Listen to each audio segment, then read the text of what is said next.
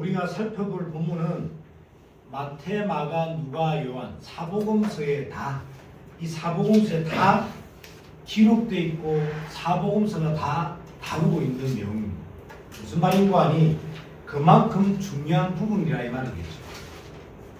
오늘 본문의 내용은 겉으로 볼 때는 그렇게 크게 어떤 메리트 없이 보이는 내용일 수도 있습니다. 오늘 본문의 내용은 예수님께서 세례 요한에게 세례를 받으시는 내용이에요. 단순하게 생각하면 예수님께서 공생의 사역을 시작하기 전에 세례를 받으셨겠지라고 단순하게 생각할 수 있겠지만 오늘 예수님의 이 세례, 이 사건 속에 너무너무 중요한 내용들이 담겨져 있습니다. 그래서 우리는 이 내용들을 우리 것으로 만들고 우리 가정에 전달하고 우리의 관계된 관계를 살리는 그런 능력이 되기를 예수 그리스도로 축원합니다. 자, 그럼 먼저 세례에 대해서 한번 정리를 좀 하고 가야 될 것 같아요. 성경이 말하는 세례는 단순하게 종교의식을 말하는 것이 아니라 회개, 그 다음에 정결, 그 다음에 새 출발을 말합니다.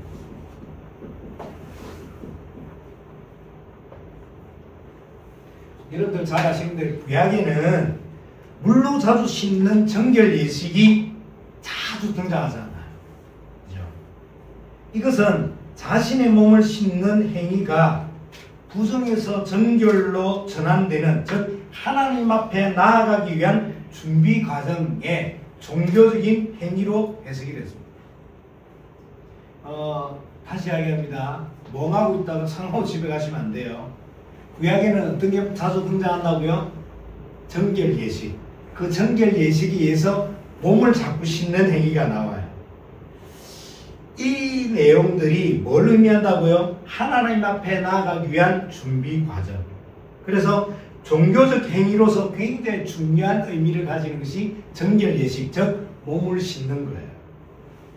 이 얘기가 얼마나 중요했던지 신약에 봐도 이 정결 예식, 즉 몸을 씻는 어떤 중요한 배경들이 나오는데 예수님 당시에 유대 사회에는 미크베라는 정결 모욕팀이 운영이 됐어요. 누가 하나님께 나아가고 싶다 이러면 미크베라는 팀들이 가서 그 사람을 목욕을 시킵니다. 신기하죠? 요즘 말하는 이동 목욕탕 그런 개념적인. 그래서 몸을 씻는 행위는 아주 중요한 영적 정결, 영적 깨끗함의 상징이었습니다. 따라서 세례라는 것은, 침례라는 것은 내가 깨끗해지기를 원합니다 라는 신앙적 고백의 행위, 그 행위가 뭘로 드러나는 거냐면 세례로 드러나는 겁니다. 자, 다시 이야기합니다. 고백 없이 행위만 있으면 그것이 세례가 될까요? 아니라는 거예요. 내가 깨끗해지기를 원합니다 라는 고백이 있다면 반드시 그 고백은 뭘로 이어지는 거예요? 행위로. 자, 이걸 조금 다르게 이야기하면 믿는 사람은 어떤 행위가 이어지냐면 순종으로 이어지는 것이죠. 믿는다고 하고는 순종하지 않는다는 것은 안 믿는다는 것에 대한 반증인 거죠. 내가 순종하지 않는다는 것은 믿지 않는다는 거죠. 믿는다는 것은 반드시 순종을 말하는 겁니다. 여기서 말하는 순종은 목사 말을 잘 듣는다는 것이 아니에요. 하나님의 말씀에 대한 그 언약에 대한 복음에 대한 그 믿음이 나에게 들어왔다는 증거예요.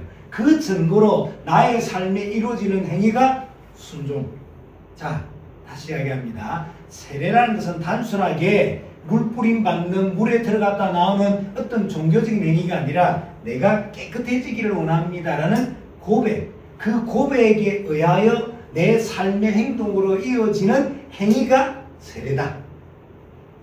자, 그런데 사람들이 자꾸 자신의 죄는 뭘 함으로? 시첨으로, 정결의식에 의해서 모욕함으로 이 자신의 죄에 대해서 시기임으로 말미암아 그들의 죄에 드러난 죄는 해결할 수가 있었어요.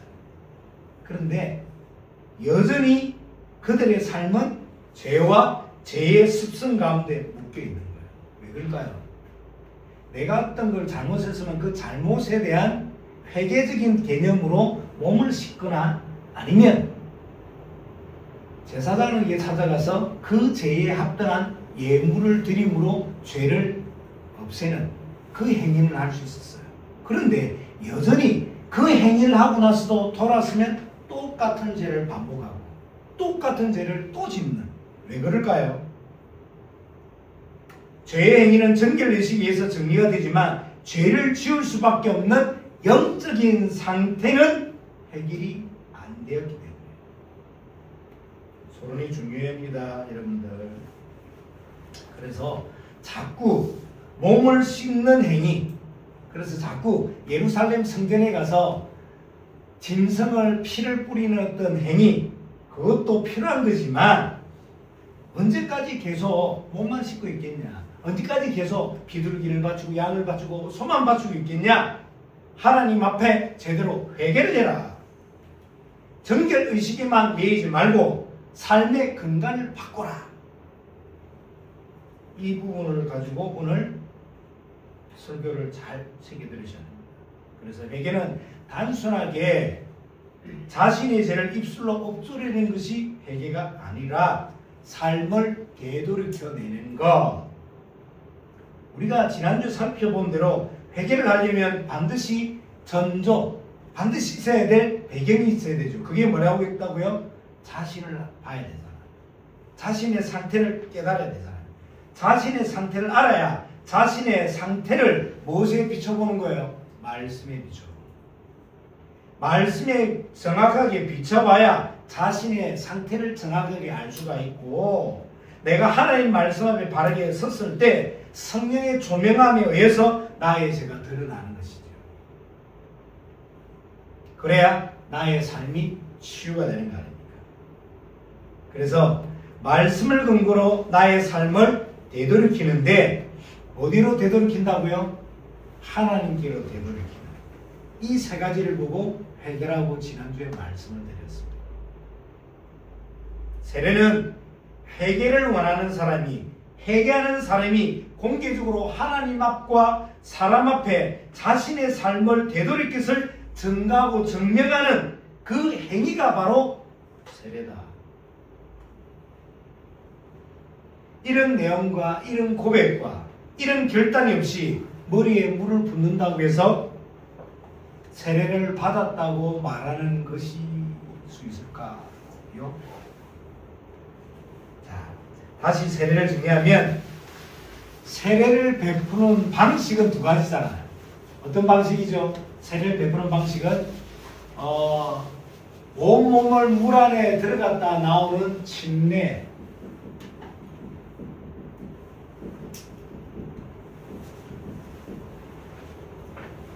자신의 몸 전체가 물 안에 들어갔다가 나오는 침례. 예수님 당시에 세례라고 말하는 것은 이 침례를 의미하는 것입니다. 자, 그런데 현대로 오면서 어떻게 몸을 들어갔다 나왔다, 이거 너무 이렇게 복잡하지 않냐? 세례에 대한, 이 침례에 대한 의미를 가지고, 내용을 가지고 간략하게 하자. 그래서 머리에 물을 붓는, 그래서 약식적인 세례, 이것은 내가 변화받기를 원합니다, 내가 하나님의 자녀가 되기를 원합니다 라고 하나님 앞과 사람 앞에 공개적으로 선언하는 사람이 행하는 종교적인 행위인 세례, 그 세례를 베푸는 방식이 침례와 세례가 있다. 그런데 성경은 이 세례에 대해서 세 가지로 이야기를 하고 있습니다. 세례의 종류는 사실은 세 가지다. 첫 번째는 세례 요한의 세례입니다. 그리고 두 번째는 예수님의 세례. 그리고 세 번째는 조금 신학적인 부분을 덧붙여서 당시의 경건주의자들의 모델, 그 경건주의자들의 모델이 뭐냐면 쿰란 공동체예요. 쿰난 공동체인데 이 공동체의 리더가 누구냐면 이 세례 요한이었죠. 이 쿰난 공동체가 속해 있던 파가 있는데 그 파가 에세네 파예요. 당시 예수님 당시에 많은 파들이 있었잖아요. 여러분 잘 아시는 대로 뭐 사두개파, 뭐 바리새파 많은 파들이 있었거든요. 그 파 가운데 경건주의의 대표적인 힘이 에세네 파예요. 이 에세네 파에 많은 공동체가 있는데 그 공동체 중에 하나가 쿰난 공동체. 그 쿰난 공동체의 리더가 세례 요한. 그 세례 요한이 속해 있는 이 쿰난 공동체가 활동하는 활동의 배경이 광야. 그래서 이들이 광야에서 행했던 세례, 즉 에세네파가 했던 세례. 그래서 에세네파의 세례, 예수님의 세례, 그 다음에 세 번째 세례 요한의 세례. 세례는 세 종류다. 그러면 이 세례의 종류에 대한 내용들을 조금 또 한번 살펴보도록 하겠습니다. 쿰난 공동체, 광야에서 경건주의를 대표하는 이 쿰난 공동체의 세례의 특징은 뭐냐면 이거예요. 셀프 세례. 보통의 세례는 어느 침례자가 베풀어 주는 이 세례에 따라서 자신이 세례를 받잖아요. 그런데 이 에세네파의 세례는 셀프 세례예요. 이 뜻이 뭐냐면 모든 세례의 포인트를 어디다 두냐면 자기 자신에게 주는 것이 아니라 공동체에다 둬요. 즉 자기 자신이 더러워지면 공동체가 더러워진다는 공동체 정신에 입각하여 자기 스스로가 공동체의 룰을 범하지 않도록 자기 스스로가 씻어내는 이게 에세네파의 세례. 두 번째 세례는 세례 요한의 세례예요. 세례 요한의 세례는 일단 세례 요한의 세례가 등장을 할 때 당시 유대 사회에 굉장한 센세이션한 바람과 어마어마한 여론들이 형성이 됐습니다. 왜냐하면 당시 유대인들은 자신들의 죄를 어떻게 사함받는다고 생각했냐면 성전에 가서 제사장을 찾아가서 자신이 지었던 죄에 맞게끔 예물을 드림으로 죄가 사해준다고 생각하고 믿었어요. 그런데 어느 날 광야에서 세례를 받음으로 죄사함을 받을 수도 있다고 하니까 이게 얼마나 충격입니까? 그리고 세례 요한의 세례는 이때까지 그들이 세례라고 여겨졌던 이 셀프 세례, 이 셀프 세례가 아니라 최초로 누군가가 세례를 베풀어주는 세례였던 거예요. 이 일을 처음 했던 인물이 누굴까요? 세례 요한. 그 전까지는 세례는 자기 스스로 정결 예식에 의해서 몸을 씻는 이것이 세례적인 어떤 개념이었는데, 그래서 이 정결 의식에 대해서 자기 스스로 올라가거나 정결 의식을 따르거나 아니면 성전에서 하는 것이 죄 사함의 기본이라고 생각되는데, 광야에서 뭘 받을 수 있다? 세례를. 그 세례를 통해서 죄 사함을 받는다. 이런 개념이죠. 아니, 정결 예식을 누가 베풀어 준대. 뭐라고? 나 스스로 받아야 되는 거 아니야? 아니야, 누가 베풀어 준대. 말이 되냐 그게? 아니야. 우리의 죄 사함을, 우리를 정결케 함은 누구밖에 없었어요? 메시아밖에 없는 거잖아요. 그런데 누군가 해주는 분이 나타났대. 이게 얼마나 놀라운 소식입니까? 그래서 그 나타난 분을 유대인들은 뭐라고 인식을 하냐면, 그럼 메시아지 않냐? 우리의 구원을 완성시키는 메시아지 않냐? 아니, 소문을 들어보니까 저 광야에서 생활하는 저 에세네파, 경건주의의 모델이 되는 그 파를 이끄는 리더가 요한이라는 사람인데, 그 사람이 그 광야 옆에 있는 요단강에서 세례를 베풀어 주십니다. 대단한 거죠. 그분이 셀프 세례가 아니라 요단강에서 세례를 100% 준다는 이 말이 유대인들은 어떻게 인지를 하냐면 그럼 유대인들은 메시아야. 분명히 메시아가 맞을 거야. 그렇게 해서 빨리 만나보자. 거기에서 우리가 마가복음 1장을 통해서 본 대로 많은 사람들이 유대 관계로 내어 올리는. 가서 보니까 다르긴 달라요. 뭐가 달랄까요? 자기 자신이 자기 스스로 셀프로 세례를 주는, 셀프로 자기에 대한 정결 예식을 행하는 그런 세례가 아니라 요단강에서 침례를 주는 거예요.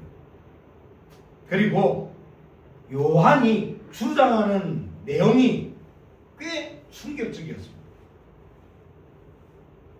요한이 주장하는 세례는 죄의 행위에 대한 정결 예식으로서의 세례가 아니라 삶을 되돌이키는 회개 세례를 주장하는 거죠. 그러면서 오늘 우리가 다 읽지는 못했지만 마가복음 1장 7절과 8절을 이야기를 하는 거예요. 그 내용을 제가 대독해 올릴게요. 나보다 능력 많으신 이가 내 뒤에 오시나니 나는 굽혀 그의 신발끈을 풀기도 감당하지 못하겠다. 나는 너에게 물로 세례를 베풀거니와 그는 너에게 성령으로 세례를 베푸시리라. 자기보다 더 능력 많으신 이가 오는데 자신은 뒤에 오시는 그분의 신발끈도 제대로 못 푸는 그런 존재다. 당신들은 나를 메시아라고 생각하고 메시아를 기대하고 정결의식을 넘어서 삶을 되돌이키는 회개의 세례를 받으러 왔지만 사실은 이것이 이것이 세례의 완성이 아니라 내 뒤에 오시는 분에 주시는 그 세례로만이 완성이 된다고 지금 이야기를 하는 거예요. 여러분 잘 아시는 대로 이스라엘은 광야 지역이 많잖아요.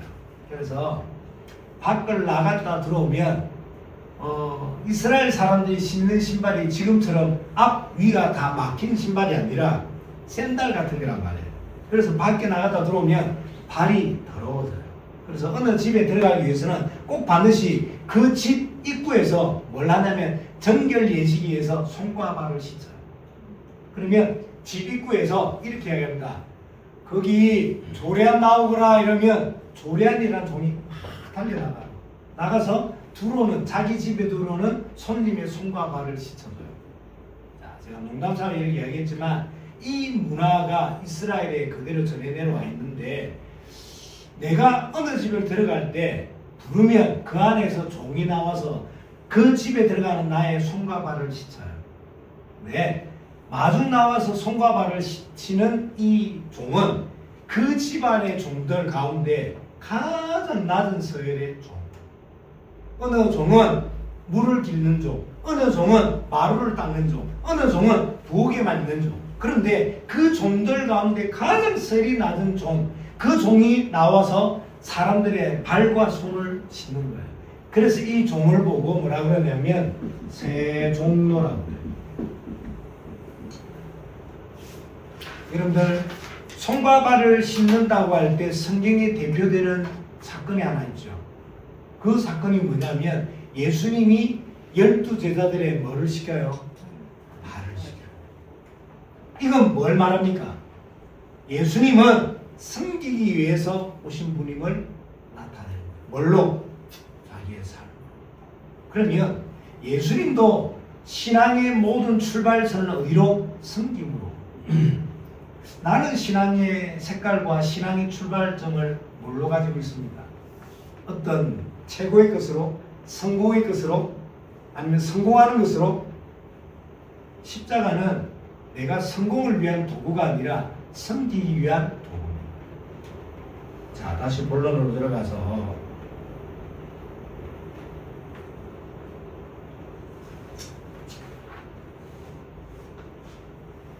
세례와는 많은 사람들이 메시아를 기대하고 왔지만 자신이 메시아가 아니라 내일 오시는 분이 메시아다.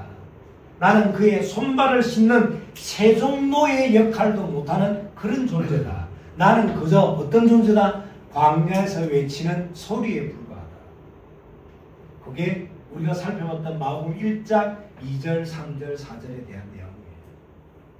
자, 방식 침례 세례. 하지만 세례는 세 종류. 세례 요한의 세례, 쿰랑 공동체가 속해 있던 SNF파의 세례, 그리고 우리가 살펴볼 세례가 예수님의 세례인데, 예수님의 세례는 어떤 세례인가를 알기 위해서는 마태복음 3장으로 가야 됩니다. 마태복음 3장 11절과 12절.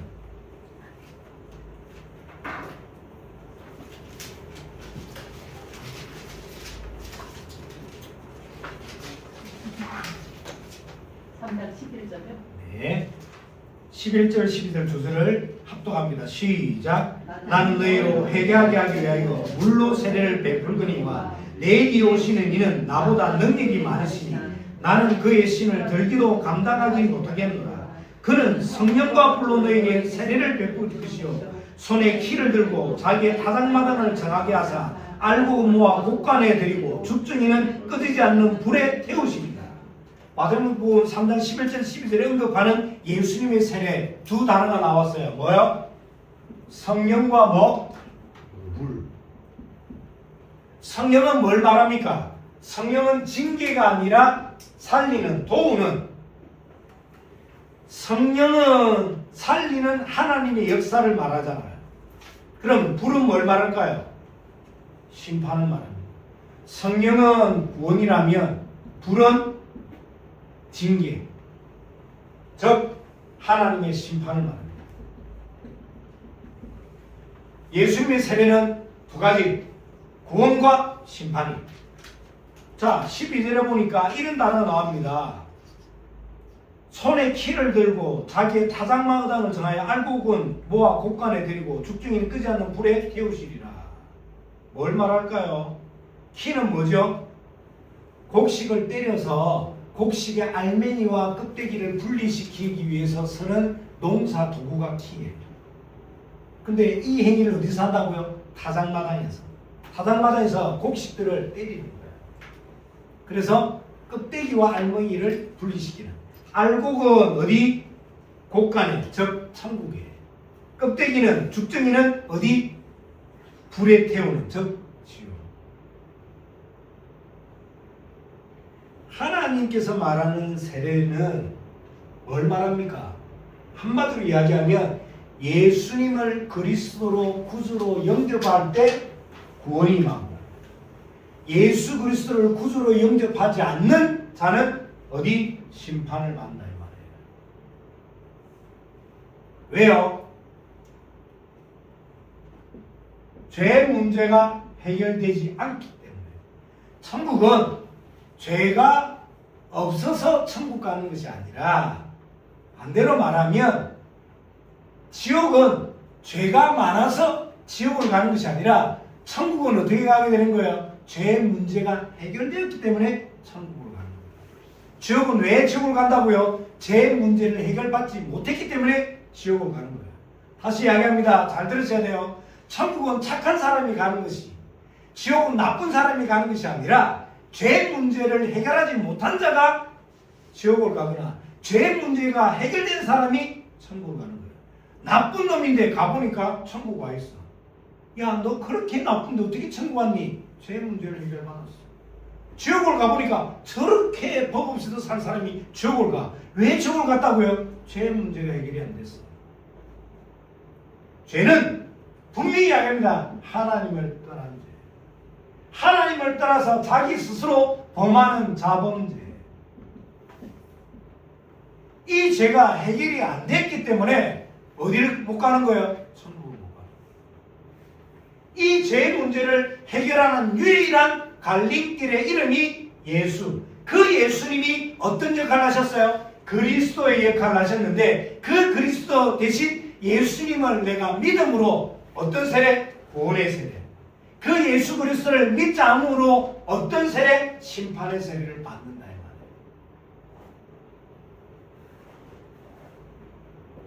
반드시 천국과 지옥은 있습니다. 하다못해 지옥까지 안 가더라도 이 땅에서 지옥 같은 삶을 살잖아. 왜요? 죄와 죄의 배경과 그리고 죄의 역사하는 그 존재가 내 삶에 뒤섞여 살잖아. 이게 난지 내가 건지 그가 난지 어제가 오늘인지 오늘이 내일인지 완전 뒤섞여 살잖아. 죄가 죄인지 죄가 죄가 아닌지 구분도 없이 살잖아. 오직 관심은 어디에요? 돈.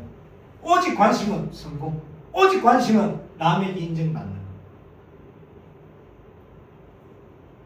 자, 이 내용을 조금 연결해서 해야 될 부분도 있지만, 자, 그럼 예수님은 왜 세례를 받으셨어요? 죄 없인 그분이, 정결의식이 필요치 않는 그분이 왜 세례를 받았습니까?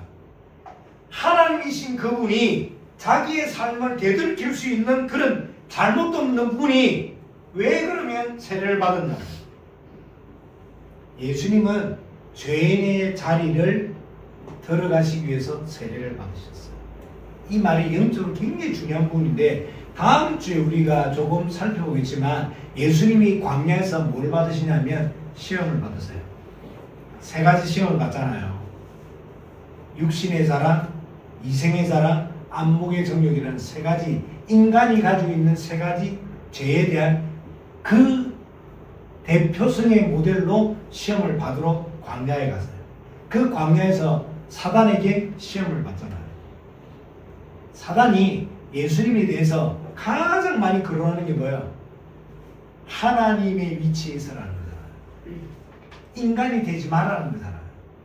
연약함의 자리로 내려오지 말라는 거예요. 왜? 인간의 자리로 내려오면 하나님이 어떤 역할을 하시니까? 대속물의 역할을 하시니까. 그냥 대속물 되지 말고 그냥 하나님으로 영광받고 박수받고 칭송받고 에헤 막 그래 살아라고 사단이 계속 부추기잖아요.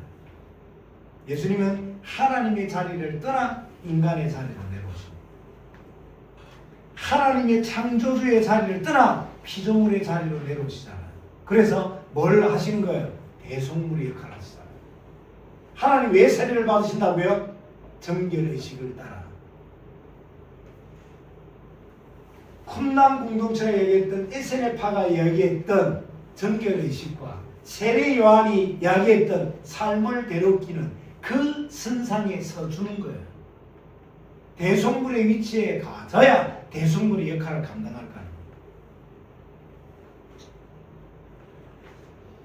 예수님이 세례를 받으신 것은 정작 십자가에서 우리의 죄를 대신 지실 대속물로서의 준비를 행하시는 것이 세례예요.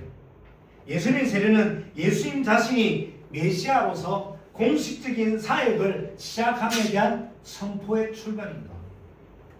자, 이 내용을 우리가 다음 주에도 조금 더 살펴봐야 될 내용들이지만, 예수님의 세례에 나타난 세 가지 이적을 꼭 봐야 되겠습니다. 10절과 11절이죠. 한번 10절과 11절 한번 읽어봅시다. 마가복음입니다. 우리 마가복음 1장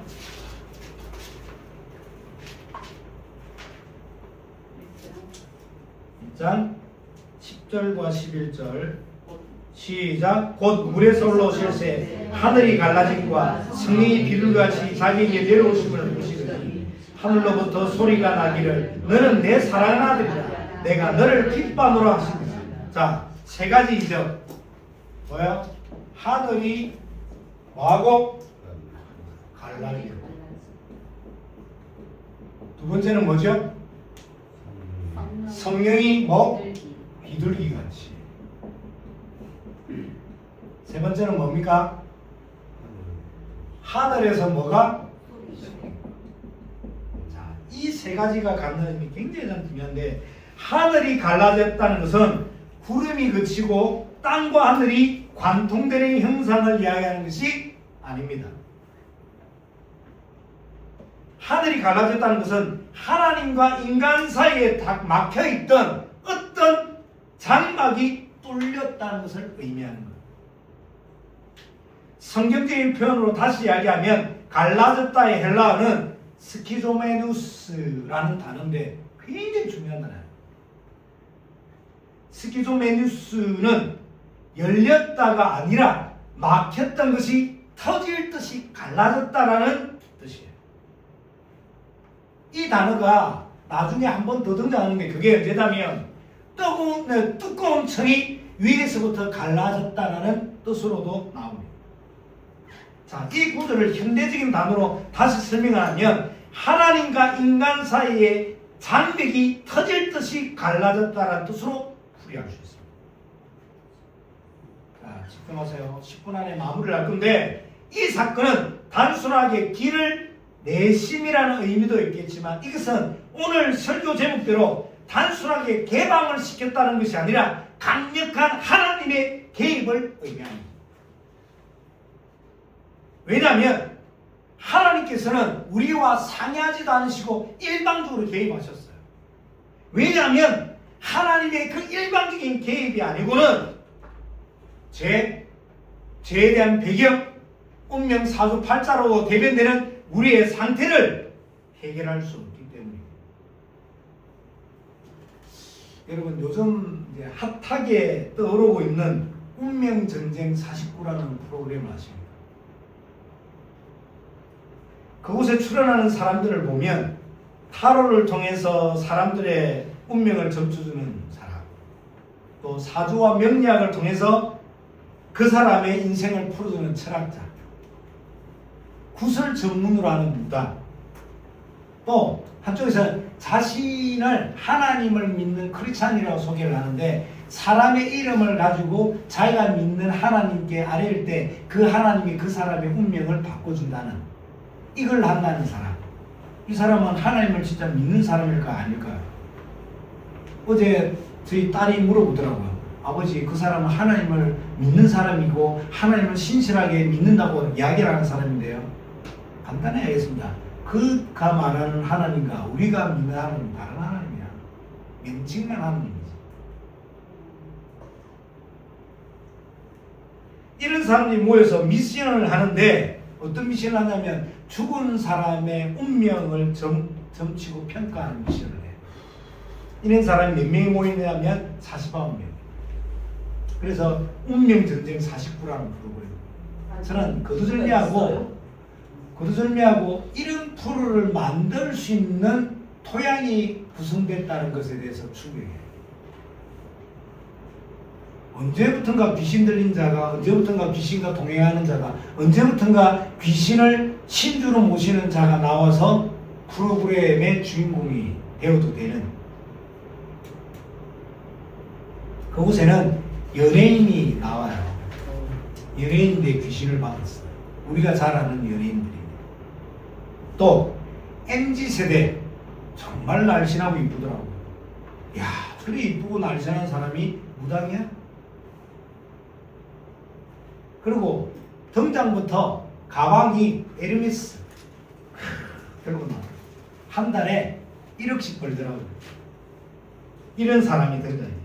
별별 사람들이 등장을 해서 운명을 건 프로그램 미션을 행하는. 네, 잘 기억을 하세요.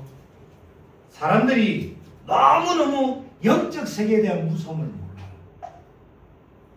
그들이 입고 나오는 옷, 그들이 사용하는 무구, 그들이 나오고 있는 배경을 보고 와, 대단해, 굉장히 이런 반응으로만 있는데, 잘 기억하세요. 성경은 귀신 들림과 무속인에 대해서 뭐라고 이야기하냐면, 첫째, 귀신은 사람이 죽어서 부처를 만드는 존재가 아니라고 명시하고 있습니다. 사람은 죽으면 반드시 영과 육체가 분리되어서 영은 하나님의 심판대 앞에 서게 됩니다. 집에 가서 찾아보세요. 시간이 많지 않으니까. 히브리서 9장 27절 뭐라고 말씀하고 있습니까? 한 번 죽는 것은 사람이 정하신 것이요 그 외에는 뭐가 있으리라? 심판이 있으리라. 전도서 12장 7절 잘 아시는 대로 흙은 여전히 땅으로 돌아가고 영은 그것을 주신 하나님께로 돌아가기 전에 기억하라. 우리의 영은 어디로 돌아간다고요? 하나님에게 돌아가고. 그래서 심판대 앞에 서는 거예요. 한글 성경에서 자꾸 귀신 그러니까 우리가 동양 사상에 의해서 뭐 몽달 귀신, 처녀 귀신, 다리 한쪽 없는 귀신, 뭐 이렇게 지역마다 있는 어떤 귀신으로 이야기하는데, 성경의 원어에는 뭐라고 되어 있냐면 귀신이라 하지 않고 헬라 다이모니오 뜻이 뭐예요? 타락한 영적 존재. 이 귀신, 타락한 영적 존재는 마가복음 5장에 보니까 사람의 신경계통을 차고 들어오잖아요. 우리 조련 집사님이 어떤 걸 보고 놀랬어. 놀란 그 마음에 타고 들어오잖아요. 우리 조련 집사님이 어떤 걸 보고 보암직도 하고 먹음직도 해서 다른 어떤 이상을 꿈꿔. 그럼 그걸 타고 들어오잖아요. 어떤 충격이나 어떤 기대감 이상의 것을 체험하거나 겪을 때 그걸 타고 딱 들어와서 그 사람의 마음과 생각에 집을 짓잖아요. 집을 져서 뭘 만드냐면 그 사람의 정신과 생각을 완전 무너뜨리고 있어요.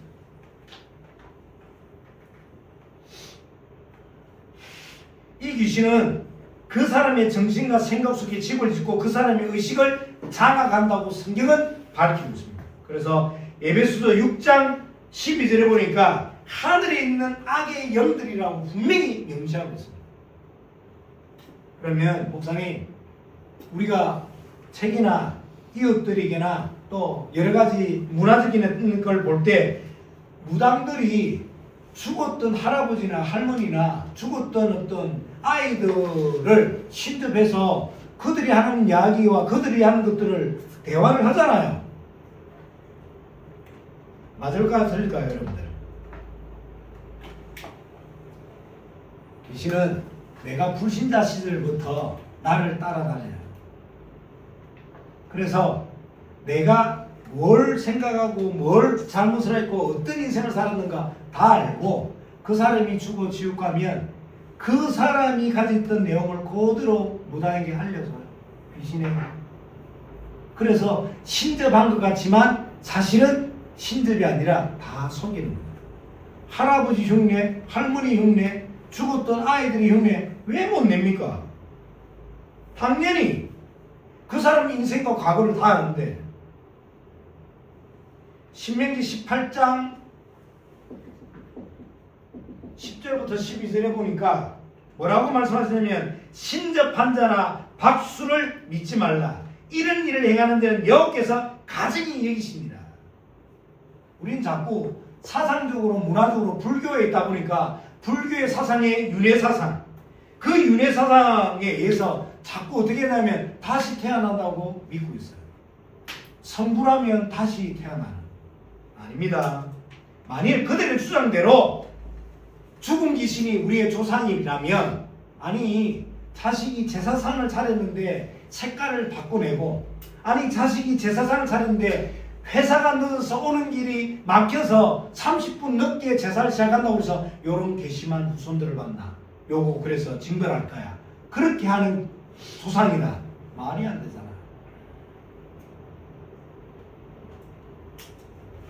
여러분들 무당 촌촌도를 나가보면 무당들이 이구동성으로 하는 이야기가 있습니다.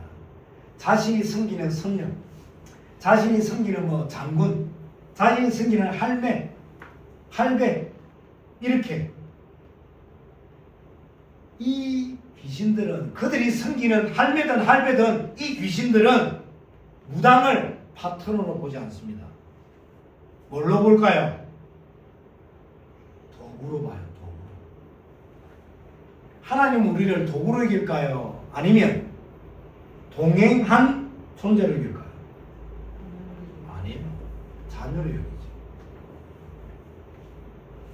귀신은, 불의는 도구로 여기지만 하나님은 우리를 뭘로 여긴다고요? 자녀로 여긴다. 귀신이 집요하게 한 사람을 장악하기 위해서 온갖 거짓말과 가스라이트를 통해서 그 사람을 현혹하다가 안 되면 뭘 줘요? 신병을 딱 주잖아요. 그래서 그 사람의 생각과 의지를 완전히 꺾어놓잖아요. 자기 뜻대로 안 움직이면 신부를 딱 주잖아요. 병원 가보면 답도 없고, 병원 가보면 왜 아픈지에 대한 전혀 근거가 안 나와요. 그냥 주구장창 링겔만 맞다가 퇴원하는 거예요. 무당들이 이야기 안 합니까? 신병이 오면 눈에 보이지 않는 채찍질을 계속 당하는 고통이 온다. 신병이 오면 어떤 약도 통하지 않고 어떤 위로도 통하지 않는 그런 이야기를 하더라고요. 무당이 하는 이야기가, 계속 환상을 본대요. 한겨울에 영하 3, 40도 되는 한겨울에 강에 자기 몸이 빨개벗은 채로 뛰어들어가요. 그런 환상을 계속 보는 거예요. 별의별 환청을 다 듣는. 그래서 그 사람의 정신세계를 완전히 파괴시켜버려요. 그리고 더 비참한 게 뭔지 아세요? 모든 무속인들에게 똑같이 이 귀신이 장난이라는 게 뭐냐면 그 사람의 자식을 인질로 딱 잡아요. 크리스찬들은 우리는 하나님의 자녀이기 때문에 복음을 누리기 때문에 뭐 아무 상관이 없는데 문지방을 밟고 서 있더라도 상관없고 머리를 북쪽으로 대도 상관없고 소변을 어디 근처에 가서 보면 안 되는 그런 것도 없고 어떤 걸 먹든 어떤 걸 마시든 상관없는데 이 귀신이 부리는 인생들은 잘 때도 방향을 잘 잡고 자야 되고 이사를 갈 때도 방향을 잡고 가야 되고 이사를 갈 때도 아무 날이나 가는 것이 아니라 귀신이 없는 날, 나쁜 귀신이 없는 날, 어떤 날? 손 없는 날. 너무 잘하시네. 그렇게 가야 돼요. 이 무속인들에게 자식을 인질로 딱 삼아서 어떻게 하렵니다. 네가 이 길을 안 가면, 네가 내 말 안 들으면 네 자식을 데려갈 거야. 계속 협박을 하잖아요. 무속인의 입장에 있을 때는 거부할 수 없는 사형수입니다. 무속인 무당들은 제발 자기 자식 살려달라고 빌고 또 빌고 그리고 귀신이 시키는 대로 별의별 짓을 다 하잖아요. 제가 어제 우리 아들 딸 보고도 그런 이야기 했지만 제가 알고 있던 후배가 나름대로 아침 드라마에도 나오고 광고도 찍고 나름대로 뭐 영화도 찍던 꽤 괜찮았던 탤런트였거든요. 어느 날 신등 올라옵니다. 신내림이에요. 이유가 이거하고 똑같아요. 네가 안 받으면 너네 딸을 살리기 위해서 자기가 신내림을 받더라고요. 그래서 신내림 받고 나서 뭐 한두 달이 제일 연발이 세다고 그래서 그 첫 달에 찾아갔어요. 그러니까 오빠가 왜 왔냐고. 야 임마 이런 것들이 있으면 이야기를 하지 그랬냐고. 근데 가보니까 그 이쁘고 그 괜찮았던 애가 완전 가물어져. 제가 뭐라고 말은 못하는 정말 추잡한 어떤 삶의 가운데에 서 있게 돼요. 이름을 치면 뭐 저는 지금은 해외 가서 잘 지내고 있지만 여러분들 평생 몸 바쳐 돈, 사건, 시간 모든 걸 다 바쳐서 귀신을 기쁘게 하는데 결국은 그렇게 몸부림치는데 그 자식에게 뭐가 신이 또 가잖아. 신이 신내림 가야 되잖아. 영적 대물림이 그대로 가잖아. 그래서 그렇게 이야기합니다. 왜 자녀에게는 안 간다고 해놓고는 왜 거짓말 하냐고. 그럴 때는 뭐예요? 심벌로 눌러버립니다. 성경만이 밝힙니다. 요한복음 8장 44절. 뭐라고요? 너희는 너희 아비 마귀에서 났으니 그는 처음부터 뭐하는 자? 거짓말하는 자, 살인자라. 자, 시간이 많지 않으니까 우리의 힘과 능력으로는 절대 이 운명 사주팔자에서 해결할 수가 없습니다. 그래서 예수님께서 일방적으로 개입을 하신 겁니다. 그래서 이 단어 시기조메니우스라는 단어가 그냥 오픈이 아니라 우리와 의존하지 않고 개입을 하십니다. 어떤 개입? 강력한 개입. 이 강력한 개입이 아니고는 우리가 사단 운명을 해결할 수가 없다. 자, 시간 관계상 여기까지만.